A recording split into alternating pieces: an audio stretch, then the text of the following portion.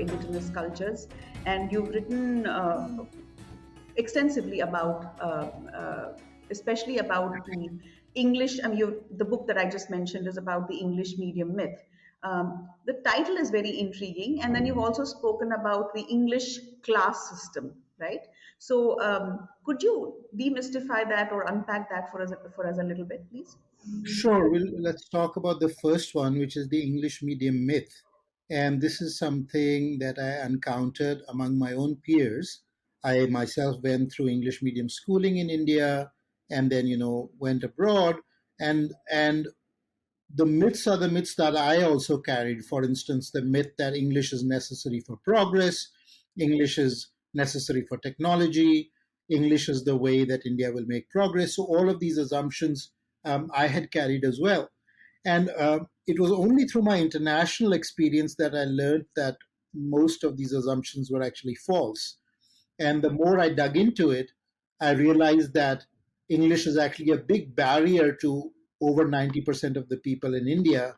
So rather than being the vehicle for our progress, it's actually what's holding us back, because there is a system of discrimination. I would even call it linguistic apartheid, that doesn't really let you rise in India unless you are an English medium, learner. So that's what the book is about in a nutshell. So you're saying that, in fact, not knowing the language is not a handicap, is what you're saying, or that.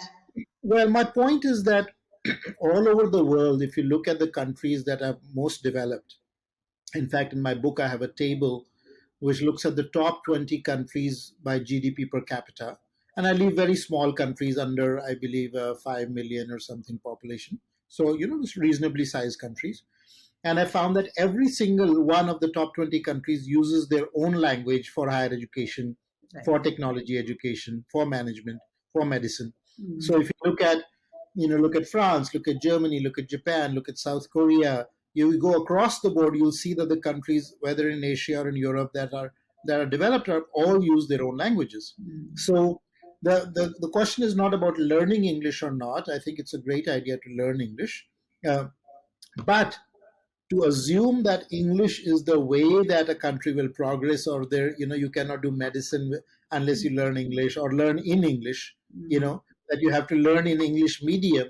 I mean, the Japanese would laugh at you. They have the top neurosurgeons in the world. They all study in Japanese up to the PhD level. Right. True, I agree. I mean, also to add to what you're saying, if you look at the previous generation, if I look at even my father's generation, he grew up in what I would say rural Andhra, right? I mean, small town, and I believe that their education, Telugu medium school, so learning all the sciences, so all the terms that they knew of, all the tech, the jargon, or the terms, right? All the terminology was Telugu, right? And of course, he then went on to do his engineering and speaks good English and joined the Indian Air Force. So naturally, that is not. I mean, contrary to what people believe, it's not a handicap. In fact, they do seem to do far better if they're. Right. In fact, it's the other way around. English is the handicap, which is that imposing English, and this has happened by the state. One of the other myths that is often talked about in India is that everybody actually wants to study in English medium, but the state is pushing Hindi, or it's pushing regional languages. But in fact, it's the other way around, because the state funds that all the IITs be only in English. The state funds that all the IIMs be only in English. The state funds that all medical education be only in English. In fact, you'll be very surprised. All the Ayurveda colleges in India that are funded by the state are only English medium. You cannot study Ayurveda where the core texts are in Sanskrit. Exactly. You cannot study Ayurveda in Indian languages in any government funded college. So it's really, so the whole excuse, well, knowledge came in English, which is also, of course, not true. But even if you took that, scientific knowledge is in English, well, Ayurvedic knowledge is all in Sanskrit, but they're still teaching it in English medium. Yes, that is quite revelatory. The fact that Ayurveda is being taught in English. How tragic is that? So it is simply not, and the issue that they taught this way because English, was necessary. They were taught this way as a function of state policy. Right from the British time, there was state policy to make English be on top. So today, you can practice in a low court, in a municipal court, you can practice in an Indian language. But if you go to the high courts or the Supreme Court, you can only practice in English. This was by design. Even in the armed forces, Yes. if you want to appear for an officer entrance, You have to. especially for the interview, you have to do it in English.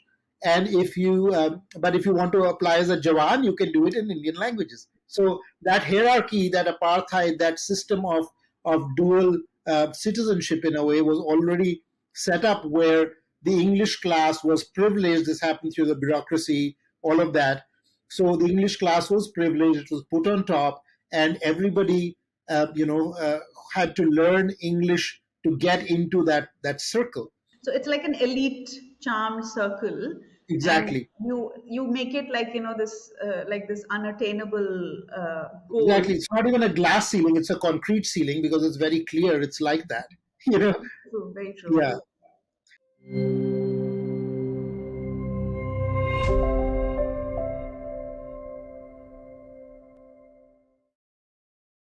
Please remember to subscribe to us and switch on the notifications for this channel.